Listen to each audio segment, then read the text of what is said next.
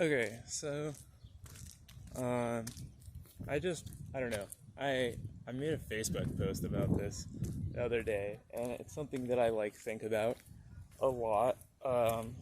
So I decided to express my thoughts about the subject in a YouTube video, like a normal, well-adjusted human being does. Also, I love this shirt. Anyway, so basically, so I am 4.5 years sober right now, from heroin, meth, and Xanax. Those are my drugs of choice, at least. And I, basically so I've been to 2 different rehabs. One of them I went twice, because the first time I went to rehab, which was 1 year before the second time, I went to one first for 1 month, and basically they were like, we don't think that you are ready yet to be a normal person, and we think that you have specific transgender or LGBT related trauma and stuff. So we're gonna send you to this LGBT rehab for another month. And that's where I went the second time too. So and then I've also been in a different amount of sober houses as well. So I have a decent amount, of experience with this, and basically what I wanted to talk about was some of the cult-like red flags in the 12-step program. If you don't know what that means, 12-step refers to any of those Alcoholics Anonymous, Narcotics Anonymous. There's other stuff too, but I don't have experience with the other ones, so I don't know exactly if they're quite the same. But basically, I just wanted to talk about the sort of cult-like red flags that I notice pretty heavily in a lot of 12-step groups and literature, and a lot of because one thing about it is a lot of rehabs, almost, I don't know, I would say pretty much every rehab that is officially licensed by the state and stuff, at least in the US, whether it's inpatient or outpatient. Same thing with sober houses.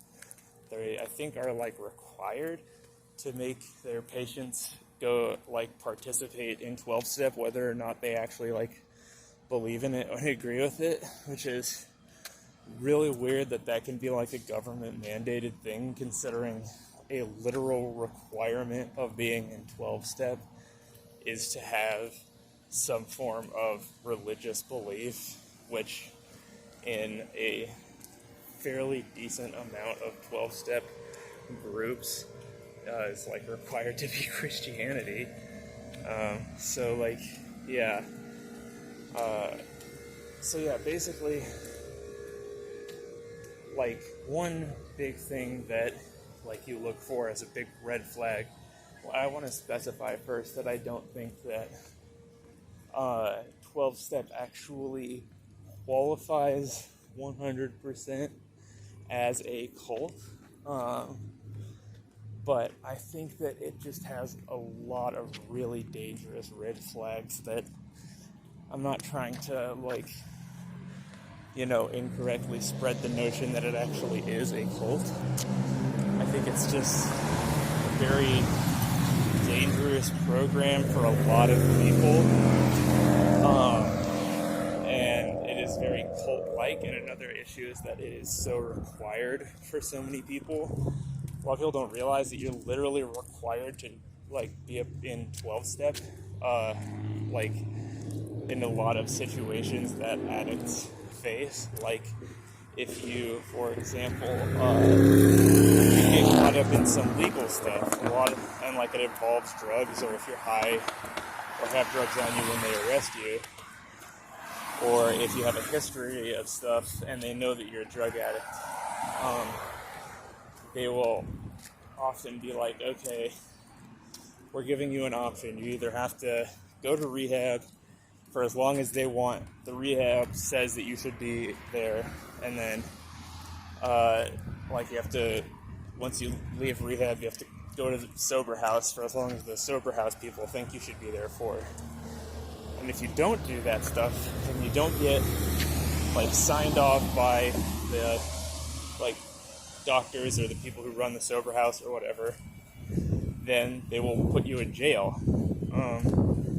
Or if you have a job like a doctor or a lawyer, and you get caught with a high blood alcohol content, or caught with drugs in your system or something like that, they can literally make it so that you can't go back, not just to your one specific place of employment, but you're literally not allowed to work as a doctor or a lawyer or whatever. You went to college for 4 to 8 years, maybe even more, to become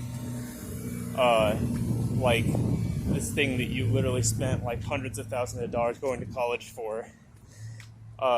You can't do that job or work in that field even anymore until you do exactly what they tell you to do, which is you have to go to rehab until they sign you off and say, yes, we're comfortable letting this person leave our rehab facility. And then same thing, they're going to make you go to a sober living facility. Sometimes the actual program, your employer or the police might not necessarily require the actual sober living, sober house thing.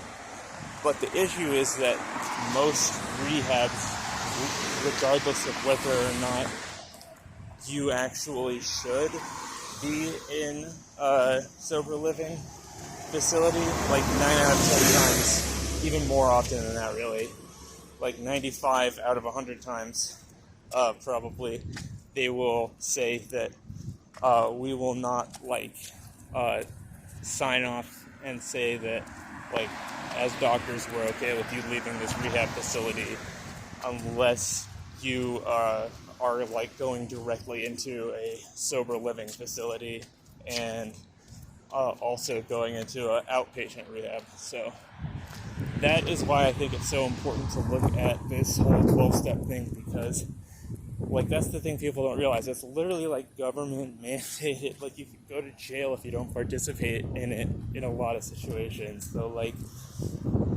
feel it's pretty important to figure out whether or not it is manipulative, whether or not it is toxic, whether or not it is a cult, whether or not it's doing really bad things for the people that are involved in it. I don't know. I feel that's a really important thing to figure out, because, like I said, it's something that you can go to jail for not participating in. Throwing off all the other extremely toxic, manipulative stuff,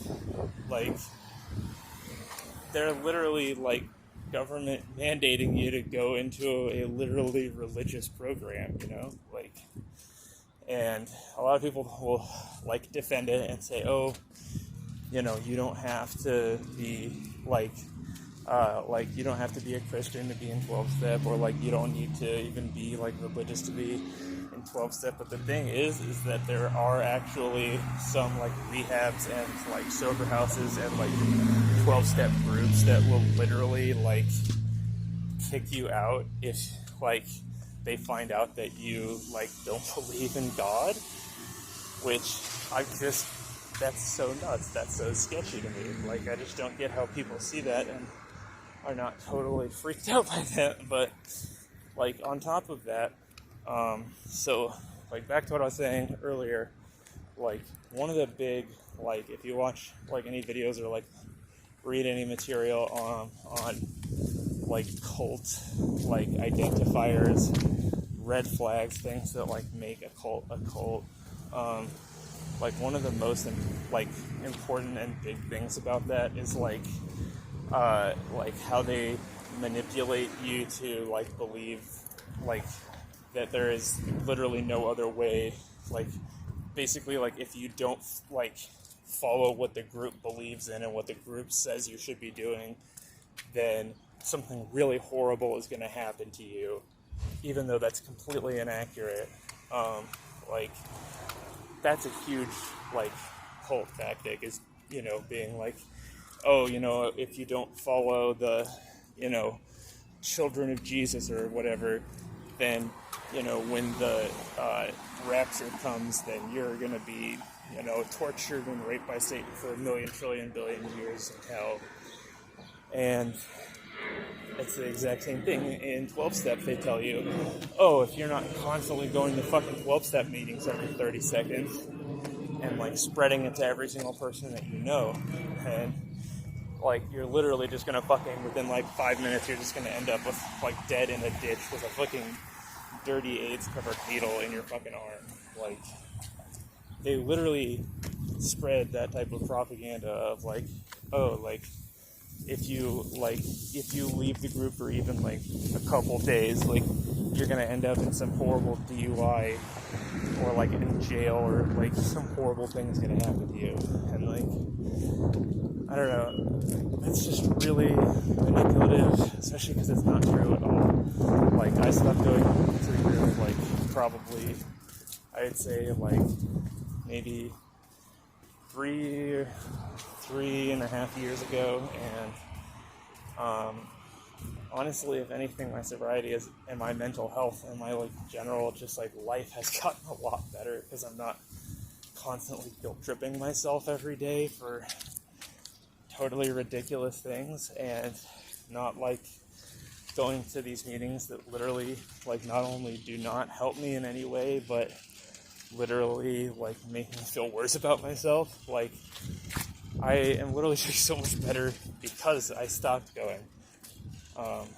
But they want to tell you that if you stop going, that you're just gonna fucking end up, you know, getting fucking sexually assaulted in a jail with fucking drugs shoved up your butthole or something. They literally just go so crazy with the propaganda. And the other issue is like, now that the like 12-step program has been around for long enough that like there are people who like their parents and even their grandparents were in 12-step their whole entire life. It's now at the point where there is a situation for a lot of people where it's like, if I don't like go with this 12-step group thing, then my whole family is going to like totally like disown me and like stop associating with me, and like that's literally a cult tactic. Like what's that called? Like disfellowship. Like that's literally what that is, and that is a thing that is now happening because 12-step has been around long enough that it is ingrained into the family structure of a lot of people's lives. And so, you know, there are people who literally aren't even addicts that are scared to even drink a beer because, you know, their whole life, their dad or their mom or their grandpa or whatever has been telling them that, oh, you have some horrible disease in your fucking genetic code, and if you even have one sip of beer, you're just gonna fucking explode and start jamming fucking needles full of heroin into your arm and shit. Like, so it's like really, I don't know. I didn't script this video, so obviously I'm kind of all over the place, but I just really feel like this is a bigger issue than people make it out to be. Another issue is like the actual like manipulation that happens like in meetings, especially with like sponsors and stuff like that. Like you have a lot of issues with like basically, well, first off, you have the like religious manipulation. Like I can't tell you how many times I've seen like somebody like talking to like a new member, someone who like just got sober like in the past week or so, and even though it says in all the official like literature, like you don't like have to have a specific religious belief, like it doesn't have to be like Christian, as long as it is just some higher power, quote unquote. I've literally like countless times seen people talking to a new member saying stuff like, oh, if you really want to get into this stuff, do it the right way, and you need to study the real big book, which, if you don't know, the big book is slang for the either the Alcoholics Anonymous Handbook or the Narcotics Anonymous Handbook. They'll say, if you really want to do this, you got to start studying the real big book. That's the Bible. I'm doing a sober Bible study at my house this Saturday, and I want you to come. And yeah, they'll tell you, it's not required, that you don't have to go to that. But they will actually have people walk up and tell you that if you don't do that kind of stuff, then you're not doing it the right way, you're not, recovering the right way, you're not being the right kind of sober. And they will, really, really, really, just try to drive it home as hard as they can, especially with, new members, because they're in such a vulnerable mental state that a lot of times it's kind of easier to convince them of stuff, the whole, if you don't constantly keep going to meetings, you're just going to end up dead with a needle in your arm in a ditch or something. That's a lot easier to, convince a new person of that than it is, someone who's, been sober for 4 years like myself and had the experience to be able to know that that is actually not true. And then another part of the manipulation has to do with something I already kind of brought up, already kind of mentioned, is the whole, you're not really sober, or, you're not doing it the right way because of, all sorts of different things. So for me, my biggest issue I have is, so like I said, my drugs of choice were heroin, meth, and Xanax. I've had a really bad spinal injury since 2012, and so constantly in, really bad back pain. So, literally I take every single day, I have for the past, probably 10 plus years, I literally take every single day the max dose of Tylenol, which is, 5,000 or 6,000 milligrams, I think, and just that by itself, the literal max, daily dose for a human of Tylenol is nowhere near enough to, actually help with my back pain. And so I also, I take methadone. When I first got sober, I started taking Suboxone because, again, I had fought so hard into the propaganda of, methadone is some evil thing, and if you're taking methadone, you're not really sober. That I was oh, well, I just can't do that. So for the first, year, I think, of my sobriety, or I guess it was actually only, so since I got sober this most recent time, it's only been, I think I switched over from Suboxone to methadone, the first couple months. But I was only doing Suboxone for the whole first year that I got sober the first time. And so basically that stuff was just I think because of the way that it's made, it didn't actually really do anything for my back pain. It was mostly just what's the word, a craving medication, it helps with cravings and stuff. But I don't even really get cravings anymore. Oh, thank you. I don't even get cravings really anymore. It's mostly I just get really bad back pain. And so I did my research and I switched over to methadone, and honestly, I have to say it's one of the biggest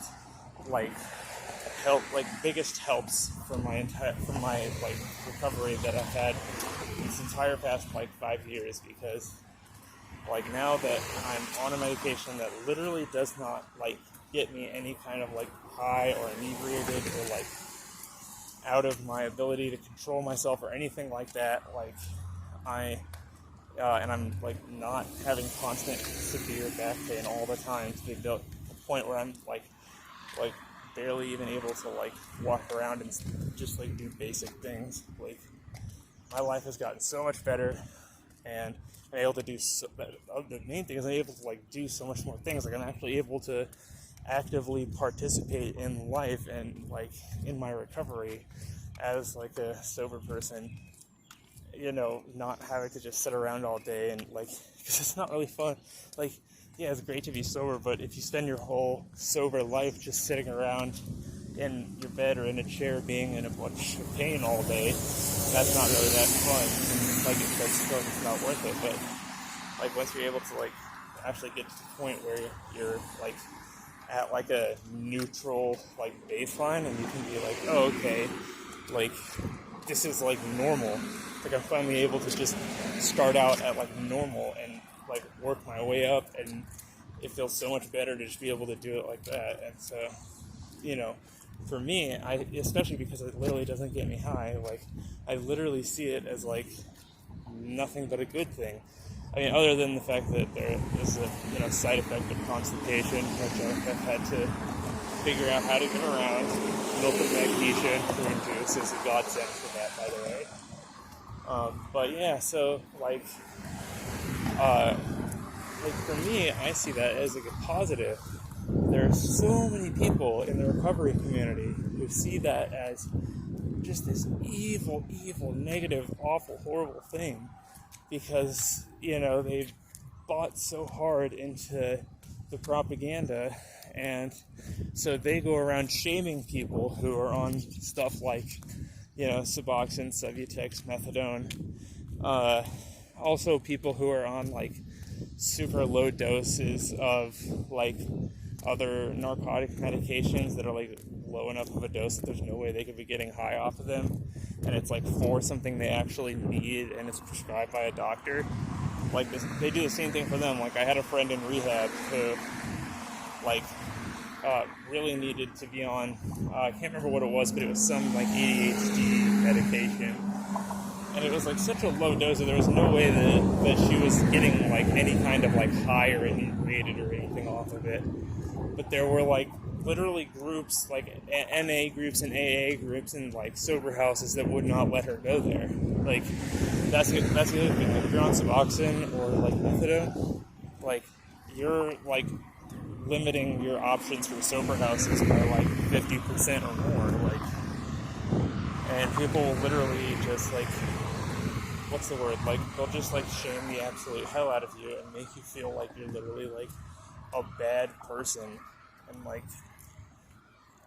it's like that's not how to help get people sober. Like, even if you do believe that like being on methadone or Suboxone or whatever like makes you like quote unquote not sober, like it isn't the right way to deal with that situation if you really care about, you know, addicts trying to, you know, recover from their active addiction and be able to have a better life and stuff. Like, if that's really your goal, wouldn't the right way to go about that not to be to shame them, but to like try to like, I don't know, include them in other like groups and events and like, I don't know, try to be like more respectful and like bring them into the community, because that's like the one part of 12-step that I actually agreed with, that I actually liked, was the whole like thing about like connection is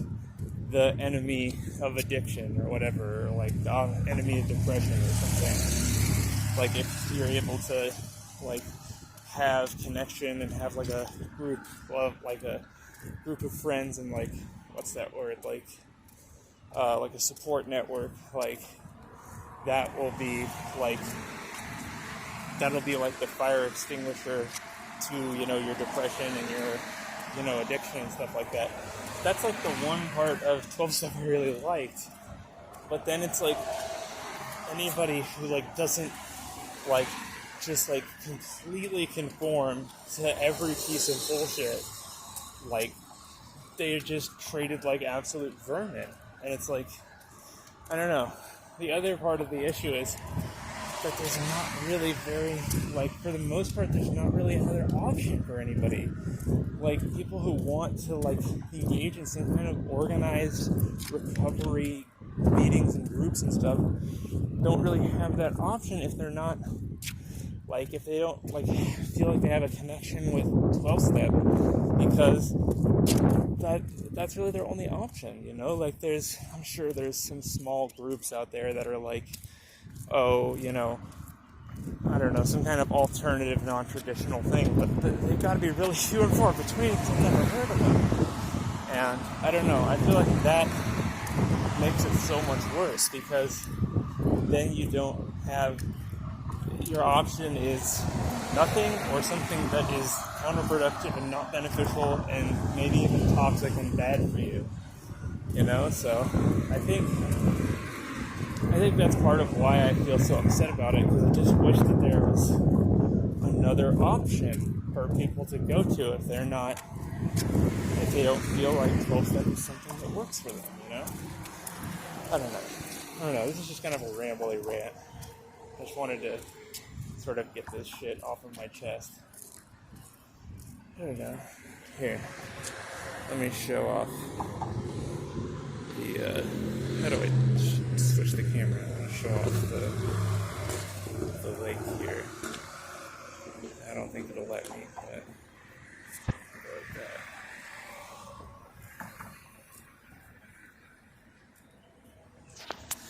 Anyway, yeah, just kind of rambling and ranting, something I wanted to get off my chest.